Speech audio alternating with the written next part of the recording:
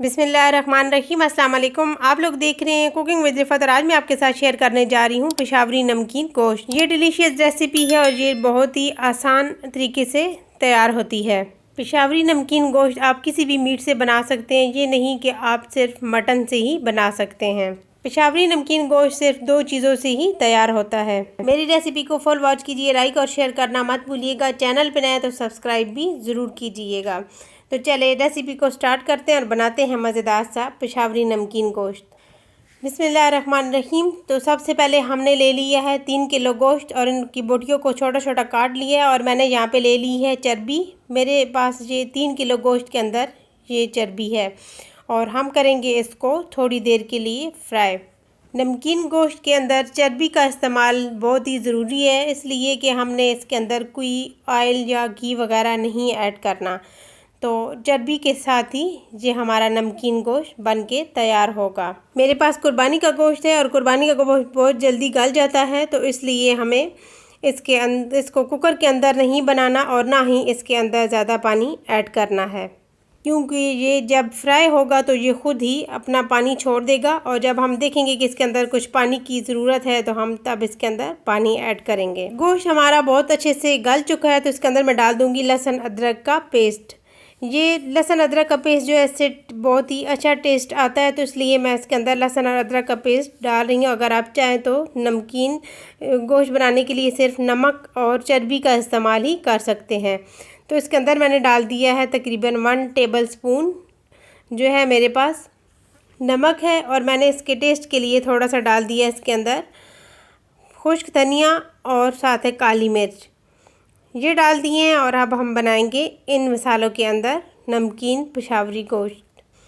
नमकीन पेशावरी गोश्त हर इलाके में अपने अपने तरीके से तैयार किया जाता है। तो यहाँ पे मैंने हाफ़ गिलास पानी ऐड कर दिया और अब हम करेंगे इसको कवर और इसी पानी के अंदर हम इसे गलने के लिए छोड़ देंगे। तो यहाँ पे आप चेक कर सकते हैं कि पानी हमारा काफ़ी हद तक खुश्क हो चुका है और गोश्त भी हमारा गल चुका है। तो अब हम करेंगे कि इसी पानी को खुश्क कर लेंगे, ढक्कन को हटा के, ताकि पानी जल्दी खुश्क हो जाए, गोश्त भी अच्छे से गल जाए। तो अब हम पानी को खुश्क करने के बाद इसको वैसे ही यहाँ पे फ्राई करेंगे, ताकि ये जो चर्बी है ये अपना ऑयल अलग कर ले। चर्बी का जब ये ऑयल अलग होगा तो इसी के अंदर हम इस गोश्त को फ्राई करेंगे। नमकीन गोश्त की ये ही मेन चीज़ है कि आप जब ये ऑयल छोड़ेगी, चर्बी का ये ऑयल निकलेगा, तो आपने इसी ऑयल के अंदर गोश्त को फ्राई करना है और जब ये फ्राई होगा इसके अंदर तो तब ही हमारा नमकीन गोश्त टेस्टफुल बन के तैयार होगा। इस ऑयल के अंदर आप जितना ज़्यादा गोश्त को फ्राई करेंगे उतना ही गोश्त हमारा टेस्टफुल तैयार होगा। हर इलाके का अपना अपना तरीका होता है, तो कुछ लोग जो हैं सिर्फ नमक के अंदर ही बनाते हैं। वैसे भी गोश्त बहुत ही टेस्टफुल बनता है, लेकिन मैंने इसके अंदर काली मिर्च और खुश्क धनिया अदरक का भी इस्तेमाल किया है, तो इससे हमारा पेशावरी नमकीन गोश्त बहुत ही टेस्टफुल बनेगा। जो ज़्यादातर लोग जाके होटल में खाते हैं नमकीन गोश्त, तो वो जो है इसी तरीके से बनाते हैं। तो आप अगर होटल स्टाइल नमकीन गोश्त खाना चाहते हैं तो आप इस रेसिपी को फॉलो करें, तो इंशाल्लाह आपकी रेसिपी बहुत ही टेस्टफुल तैयार होगी। लहसुन अदरक डालने का मेन जो है इसका यही है कि अगर जो चर्बी का टेस्ट होता है ये ख़त्म हो जाता है, चर्बी का जो स्मेल सी होती है वो इसके अंदर नहीं आती। लहसुन अदरक का टेस्ट जो है वो इसको ख़त्म कर देता है। तो यहाँ पे आप चेक कर सकते हैं कि इस चर्बी ने कितना ज़्यादा ऑयल छोड़ा है और इसी ऑयल के अंदर हमारा गोश्त तैयार हो गया और इस ऑयल को आप सेपरेट जो है सेव करके रख सकते हैं और आप अपने सालन भी इसके अंदर बना सकते हैं। इससे सालन बहुत ही टेस्टफुल बनता है। तो चलें, रेसिपी हमारी रेडी हो चुकी है और अब मैं करती हूँ इसको डिश आउट और आपको दिखाती हूँ इसकी फ़ाइनल लुक।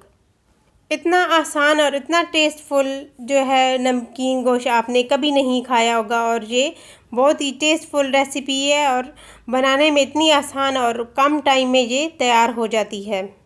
अगर आपको मेरी ये पेशावरी नमकीन गोश्त की रेसिपी पसंद आई तो प्लीज़ लाइक और शेयर करना मत भूलिएगा। चैनल पे नया है तो सब्सक्राइब भी ज़रूर कीजिएगा। बेल आइकन को ज़रूर प्रेस कीजिए ताकि मेरी डेली की नोटिफिकेशन आपको फ्री में मिल सके। Thanks for watching. अल्लाह हाफिज़।